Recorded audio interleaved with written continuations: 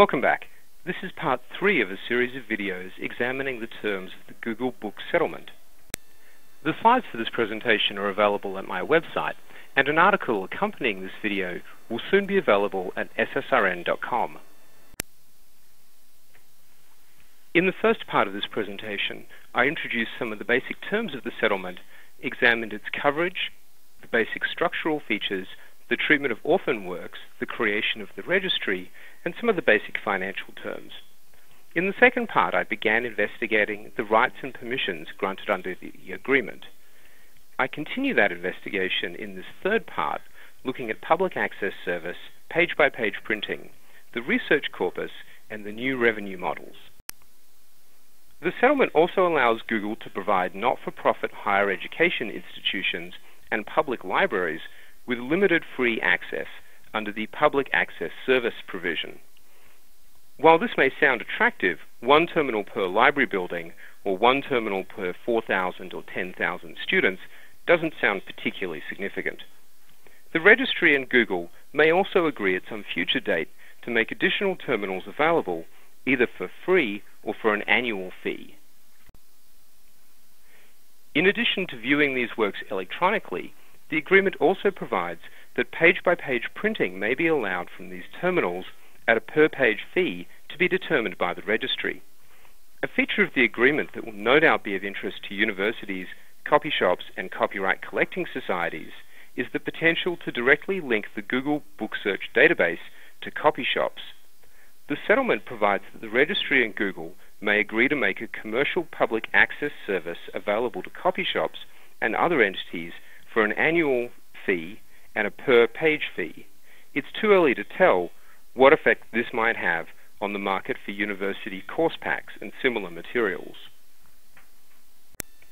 The settlement provides for the creation of a research corpus for non-consumptive and non-commercial research by certain qualified users.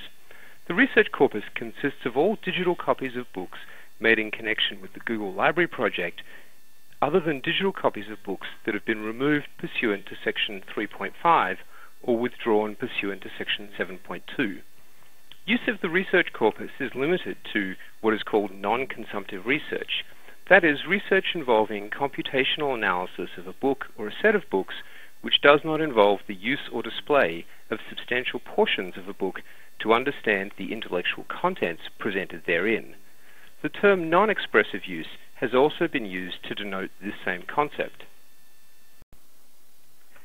Use of the research corpus is subject to a number of limitations. Commercial exploitation of algorithms developed while performing non-consumptive research is permitted under the agreement. However, the use of data extracted from books within the research corpus to provide services that might compete with those offered by the rights holder or by Google is strictly prohibited. Direct, for-profit, commercial use of information extracted from books in the research corpus is prohibited without the express permission of the registry and Google. However, researchers may report the results of their non-consumptive research in scholarly publications, whether these publications are commercial or not. The agreement contains a detailed set of provisions for evaluating research proposals and monitoring the activities of qualified researchers. The non-consumptive research contemplated in the settlement agreement may be extremely valuable to Google's competitors. While competitors cannot directly extract information from books in the research corpus, they can use the research corpus to develop and refine searching and indexing techniques. This is an important fact when considering the allegation that Google's control of the Google Book Search database will give it an unfair advantage over competitors in adjacent fields such as Internet search more generally.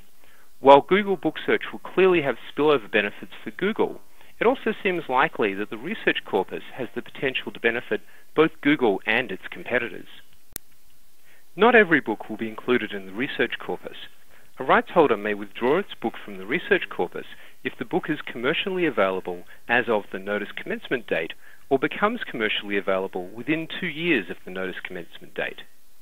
However, a book will be returned to the research corpus if it ceases to be commercially available after that 2-year period. Books removed pursuant to Section 3.5 are also withdrawn from the research corpus. The settlement contains what amounts to an agreement to agree with respect to the new revenue models. These include print on demand, custom pay-per-page publishing for course materials in the educational and professional markets, downloadable PDF versions of books, consumer subscription models along the lines of the institutional subscription, and products comprised of summaries, abstracts, and/or compilations of books. It seems clear from the agreement that these new revenue models will be applied to orphan works so long as the registry agrees. The economic terms for the new revenue models will not necessarily adhere to the 70-30 revenue split for advertising and purchases discussed earlier in this presentation. The economic terms may be renegotiated at the option of either Google or the registry after 3 years, and then periodically every 4 years, or as otherwise mutually agreed by Google and the registry. This is the end of part 3 of my analysis of the terms of the Google Book Search settlement. In the next part, I continue on looking at the all-important book classification process and how works in the public domain are treated under the agreement.